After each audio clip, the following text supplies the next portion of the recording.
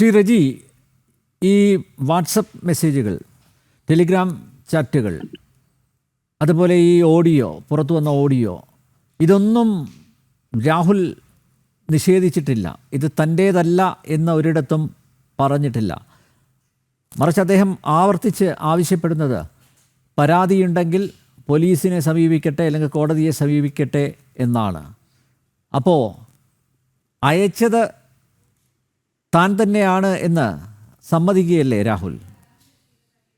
നോക്കൂ, നിങ്ങൾ ഈ അന്തരീക്ഷത്തിലുള്ള ചില ഊഹാപോഹങ്ങളെ അടിസ്ഥാനമാക്കിയാണ് ഇത്തരത്തിൽ വ്യാഖ്യാനങ്ങൾ നടത്തുന്നതെന്നാണ് എനിക്ക് തോന്നുന്നത്.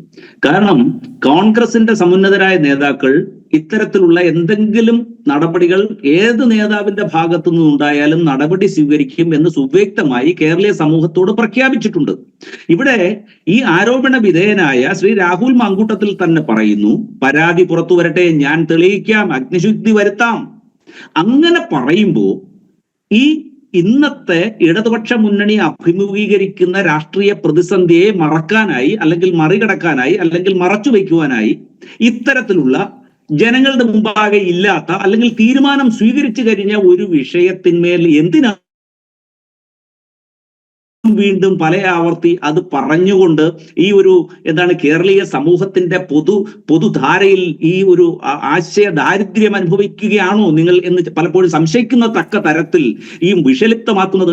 ഇവിടെ പ്രശ്നത്തിന് പരിഹാരം കോൺഗ്രസിന്റെ നേതൃത്വം സ്വീകരിച്ചു കഴിഞ്ഞു. നിങ്ങൾ പരാതിക്കാർ പുറത്തു വരട്ടെ എന്ന് പറയുന്നു. പരാതി ഇത്തരത്തിൽ ആരെയും സംരക്ഷിക്കില്ല എന്ന് സുവ്യക്തമാക്കി പ്രഖ്യാപിച്ചു. റജി, ഞാൻ ചോദിച്ചത് ഇത് രാഹുൽ മാങ്കൂട്ടത്തിൽ തന്നെ അയച്ച സന്ദേശങ്ങളല്ലേ? അതാണ് ഞാൻ ആവർത്തിച്ച് ചോദിക്കുന്നത്. ആണോ അല്ലയോ എന്നുള്ളതാണ്. അത് ഇന്നത്തെ പത്രസമ്മേളനത്തിൽ രാഹുൽ മാങ്കൂട്ടത്തിൽ അക്കാര്യത്തിൽ വ്യക്തമാക്കിയിട്ടുണ്ടല്ലോ. അദ്ദേഹം പറയുന്നു പരാതി വരട്ടെ. അദ്ദേഹം രാജിവെച്ചത് അതല്ല ചോദ്യം. പരാതി കൊടുക്കുന്നോ ഇല്ലയോ എന്നുള്ളതല്ല. ഇത് അയച്ചത് താനല്ല എന്നൊരിടത്തും രാഹുൽ മാങ്കൂട്ടത്തിൽ പറഞ്ഞിട്ടില്ല. പറയാത്തിടത്തോളം അയാൾ സംശയത്തിന്റെ നിഴലിൽ തന്നെ നിൽക്കുന്നത്. അയാൾ ഓൺ ചെയ്യുകയല്ലേ ഇത് ഞാൻ തന്നെയാണ് അയച്ചതെന്ന് പരോക്ഷമായി. കേരളീയ സമൂഹത്തിൽ പൊതുരംഗത്ത് നിൽക്കുന്നവർക്കെതിരെ ആരോപണങ്ങൾ ഉന്നയിക്കുന്നത് ഇവിടെ ഇപ്പോൾ ഒരു പതിവായി മാറിയിരിക്കുന്നു. ശ്രീ പ്രശാന്ത് തന്നെ അദ്ദേഹം അതിശക്തമായി ഇതിനെ പ്രതിരോധിക്കുന്നു BJP-യുടെ ഭാഗത്തു നിന്നുകൊണ്ട്. എനിക്ക് അദ്ദേഹത്തിനോടുള്ള സ്നേഹപൂർവമായ ഒരു അഡ്വൈസ്, നോക്കൂ, നിങ്ങൾക്ക് ആർക്കെതിരെയും ഇങ്ങനെ ദുരൂഹമായിട്ടോ വ്യാജമായിട്ടോ മറ്റ് പ്രതിസന്ധികളിൽ നിന്ന് ശ്രദ്ധ തെറ്റിക്കാനോ തിരിക്കുവാനോ വേണ്ടി ആരോപണങ്ങൾ ഉയർന്നു വരാം. പക്ഷെ റിയലായി അതിന്റെ കോസ് വിത്ത് എവിഡൻസ് പ്രൂവ് ചെയ്യുവാൻ നമ്മുടെ രാജ്യത്ത് നിയമ സംവിധാനങ്ങളുണ്ട്. എനിക്കെതിരെ ആരോപണം വന്നാൽ ഞാൻ കോടതിയിൽ പോവും. എനിക്കെതിരെ ഇത്തരത്തിൽ ആരോപണം വന്നാൽ അത് അല്ല എന്ന് പറയാനുള്ള ആർജവം എനിക്കുണ്ട്. എനിക്കെതിരെ കള്ള ആരോപണം വന്നാൽ അത് തെറ്റാണെന്ന് പറയാനുള്ള നട്ടൽ എനിക്കുണ്ട്. എനിക്കെതിരെ ഇത്തരത്തിൽ പറഞ്ഞാൽ അത് അല്ല എന്ന് പറയാനുള്ള തന്റെ ഇടം എനിക്കുണ്ട്, നട്ടൽ എനിക്കുണ്ട്. എനിക്കെതിരെ കള്ളത്തരത്തിൽ ആരോപണം വന്നാൽ അല്ല എന്ന് പറയാനുള്ള ആർജവം നിങ്ങളുടെ യൂത്ത് കോൺഗ്രസിന്റെ സംസ്ഥാന അധ്യക്ഷൻ ഇല്ലാതെ പോയി, പാലക്കാട് MLA ഇല്ലാതെ പോയി. നിരന്തരം ചോദിച്ചുകൊണ്ടിരിക്കുന്നുണ്ട്. അദ്ദേഹത്തിന്റെ പേര് വന്ന ഓഡിയോ അല്ലെങ്കിൽ അല്ല എന്ന് പറഞ്ഞ തെളിവ് വന്നില്ലേ? ഇന്ന് കാലത്ത് തെളിവ് വന്നില്ലേ? വാട്സാപ്പിൽ മുഴുവൻ അത് സ്പ്രെഡ് ആയിക്കൊണ്ടിരിക്കുന്നുണ്ടല്ലോ. ഇനി എന്താ തെളിവ് വരണ്ടേ? ഇന്ന് കേരളം മുഴുവൻ ആ ഓഡിയോ കേട്ട് കഴിഞ്ഞു. ഇനി എന്താ തെളിവാ വേണ്ടത്? നാളെ ആർക്കെതിരെയും ഇത്തരം ആരോപണം ഉയരാം. ഞാൻ പറയുന്നത് ഏതൊരു ഉന്നയിച്ചാൽ അത് ഇതുവരെ സംശയമാണ്. അത് നമ്മൾ മനസ്സിലാക്കണം. ഒരു വ്യക്തി ആരോപണങ്ങൾ അത് അവിടെ നിൽക്കട്ടെ. ആരോപണങ്ങൾ വരാം, അടിസ്ഥാന ഇല്ലാത്ത ആരോപണങ്ങൾ ഉന്നയിച്ചിട്ടുണ്ട്, അതൊക്കെ നമ്മൾ കണ്ടതാണ്. ശരിയാണ്, താങ്കൾ പറയുന്നതൊക്കെ ഞാൻ സമ്മതിക്കുന്നു. പക്ഷേ ഇവിടെ ചോദ്യം, രാഹുൽ മാങ്കൂട്ടത്തിൽ മാധ്യമങ്ങളെ കണ്ട സമയത്ത് രാഹുൽ മാങ്കൂട്ടത്തിൽ ഒരിടത്തും പറഞ്ഞിട്ടില്ല ഞാനല്ല ഈ സന്ദേശങ്ങൾ അയച്ചത്. അദ്ദേഹം പറഞ്ഞത് യുവനടി എൻ്റെ സുഹൃത്താണ്, അതുകൊണ്ട് എന്ത് വൃത്തികേടും അയക്കാമെന്നാണോ? അതാണോ അദ്ദേഹം ഉദ്ദേശിച്ചത്? ഹൂ കെയേഴ്സ് എന്നാണോ? മാത്രമല്ല ഇപ്പോൾ ഈ ഓഡിയോ പ്രശാന്ത് പറഞ്ഞ പോലെ ഓഡിയോ ഇങ്ങനെ പരന്ന് നടക്കുകയാണ്, ഇങ്ങനെ പാറി നടക്കുകയാണ്.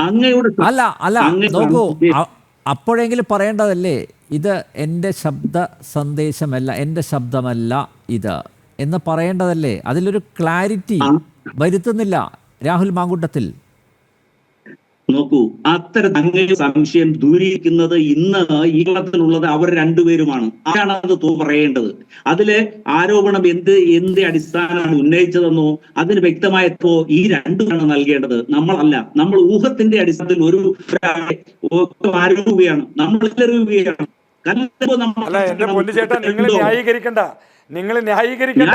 രാഹുൽ അതിന് മറുപടി പറയണം. അതാണ് പറയുന്നത്. രാഹുൽ അതിന് മറുപടി ആണെന്നോ അല്ലെന്ന് പറ. ഇത് എന്റേതല്ല എന്ന് വാക്ക് പറഞ്ഞിരുന്നുവെങ്കിൽ ഇത്രത്തോളം വന്നിട്ടുണ്ടാവില്ലല്ലോ. തെറ്റ് ചെയ്യുന്നവരെ ന്യായീകരിക്കാനല്ല ഞാൻ ഇരിക്കുന്നത്. ഒരു ബാധ്യമില്ല. രാഹുലിന്റെ ഓഡിയോ അല്ല എന്ന് പറയാത്തിടത്തോളം കാലം അത് രാഹുലിന്റേത് തന്നെയാണെന്ന് കേരളം വിശ്വസിക്കും. അദ്ദേഹം അതിനെ തള്ളി പറയാത്തിടത്തോളം കാലം, രാഹുൽ മാങ്കൂട്ടത്തിൽ അതിനെ തള്ളി പറയാത്തിടത്തോളം കാലം അത് രാഹുലിന്റെ മെസ്സേജ് തന്നെയാണ്, അദ്ദേഹത്തിന്റെ ഓഡിയോ തന്നെയാണ്. ഇന്ന് കേരളത്തിലെ മുന്നണിയിൽ നിൽക്കുന്ന അങ്ങേക്കാമല്ലോ, BJP-യുടെ ഞാൻ പറഞ്ഞ 8 പേരുടെ പേര് ഞാൻ അവരെല്ലാം ആരോപണ വിധേയരാണ്, നമ്മൾ മനസ്സിലാക്കണം. അപ്പൊ ഇവിടെ മുകേഷ് MLA അദ്ദേഹം MLA ആയിട്ട് തുടരുകയാണ്. നമ്മൾ ആരോപണം തെളിയുന്നത് അവരെ നമുക്ക് ധാർമ്മികമായി ശരിയാണോ? മുകേഷ് MLA ആരോപണ വിധേയനായി തുടർന്നു എന്നതുകൊണ്ട് രാഹുലിന് ഇത്തരത്തിൽ തോന്നിയവാസം കാണിക്കാനുള്ള ലൈസൻസ് ആണത്. മുകേഷ് MLA ആരോപണ വിധേയനായി തുടരുന്നു എന്നതാണോ രാഹുലിന് ഇത്തരത്തിലുള്ള തെമ്മാടിത്തരം കാണിക്കുന്നതിനുള്ള ലൈസൻസ് ആണത്? രാഹുലിന് ഇത്തരത്തിലുള്ള തോന്നിയവാസം കാണിക്കുന്നതിനുള്ള ലൈസൻസ് ആണോ മുകേഷ് ഇത്തരത്തിൽ തുടരുന്നു എന്നത്?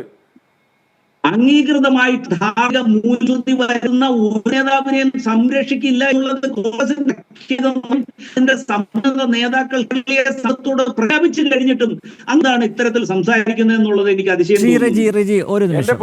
ധാർമ്മികമായി കോൺഗ്രസിന് വേണ്ട എന്ന് പറഞ്ഞാൽ കോൺഗ്രസിന് വേണ്ടാത്ത ആൾക്കാരെ കൊണ്ടു തള്ളുന്ന സ്ഥലമാണ് പാലക്കാട്.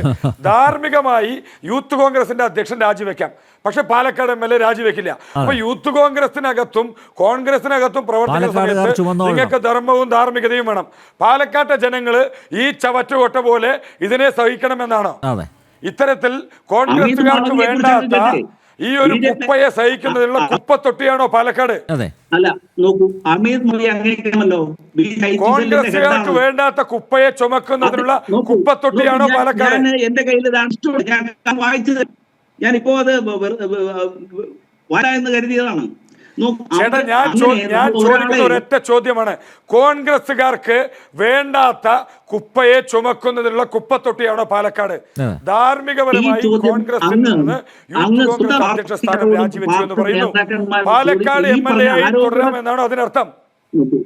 നോക്കൂ, അങ്ങൊരു കാര്യം മനസ്സിലാക്കണം. ആരോപണ വിധേയനായി BJP-യിലുള്ള നേതാക്കന്മാരോട് അങ്ങനത്തെ ചോദ്യത്തിൽ വരുത്തിയതിനു ശേഷം പൊതു സമത്തിൽ പാലക്കാട് MLA അല്ല, അത് വിടെ കേരളത്തിന് പുറത്തുള്ളതാണ്. നേതാവാണ് ആരോപണ വിധേയനായിട്ട്. കേരളത്തിന് പുറത്തുള്ളതാണ് അത്. ഇത് പറ, ഇവിടുത്തെ പറ. നിങ്ങൾ ഇവിടെ ആരോപണ വിധേയനായിട്ടുള്ള ഏത് BJP നേതാവുള്ള പാലക്കാട്? ഏത് നേതാവുള്ള? നോക്കൂ, ആ ആരോപണം ഉന്നയിക്കുമ്പോ തെളിയിക്കപ്പെടേണ്ടേ? നമ്മൾ ഒരാളെ കല്ലെടുപ്പോ അയാളെ വിളിഞ്ഞു വരുമ്പോ അങ്ങ് അതിന് മാപ്പ് പറയാൻ. ഞാൻ ചോദിക്കുന്നത് നിങ്ങൾക്ക് മനസ്സിലായില്ലേ? ആ ഓഡിയോ കാലത്ത് മുതൽ പ്രചരിക്കുന്നുണ്ട്. ആ ഓഡിയോ എന്റേതല്ല എന്ന് രാഹുൽ ഇതുവരെ തള്ളി പറഞ്ഞിട്ടില്ല. നിങ്ങൾ എന്തിനാണ് ഈ പെണ്ണുപിടിയനെയൊക്കെ ന്യായീകരിക്കാതിരിക്കുന്നത്? നിങ്ങൾക്ക് എന്തിനാ ഈ പെണ്ണുപിടിയെ ന്യായീകരിക്കുന്നത്? ഇന്ന് VD സതീശൻ പറഞ്ഞൊരു സ്റ്റേറ്റ്മെന്റ് ഉണ്ട്. അവർ ഒരു പരാതി പറഞ്ഞപ്പോൾ, ഈ പെൺകുട്ടി ഒരു പരാതി പറഞ്ഞപ്പോൾ ആ ഒരു പിതൃവാത്സല്യത്തോടു കൂടി ഞാൻ ആ പെൺകുട്ടിയുടെ പരാതി പരിഹരിക്കുവാൻ കോംപ്രമൈസ് ചെയ്യുവാൻ ശ്രമിച്ചു. എന്റെ പൊന്നു ചേട്ടാ, 5 സ്റ്റാർ ഹോട്ടലിലെ കിടപ്പുമുറിയിലേക്ക് വിളിച്ചതാണോ? 5 സ്റ്റാർ ഹോട്ടലിലെ കിടപ്പുമുറിയിലേക്ക് വിളിച്ചതാണോ പിതൃവാത്സല്യത്തോടു കൂടി? എപ്പോൾ ഒരു രാഷ്ട്രീയ സ്ഥാനമാണ് അത്. ഇന്ത്യയിലും കേരളത്തിലും ഒക്കെ തന്നെ അത്തരം കുറ്റവാസന ഉള്ളതോ തെറ്റുന്നവരോ പെണ്ണുപിടിയനെയൊക്കെ ന്യായീകരിക്കേണ്ടി വരുന്ന ഗതികേട് ഇതിൽ പരം മറ്റൊന്നില്ല. ഇതുപോലൊരു പെണ്ണുപിടിയനെ ന്യായീകരിക്കേണ്ടി ഗതികേട് വേറൊന്നില്ല. മോശം ഇതുപോലൊരു പെണ്ണുപിടിയനെ ന്യായീകരിക്കേണ്ടി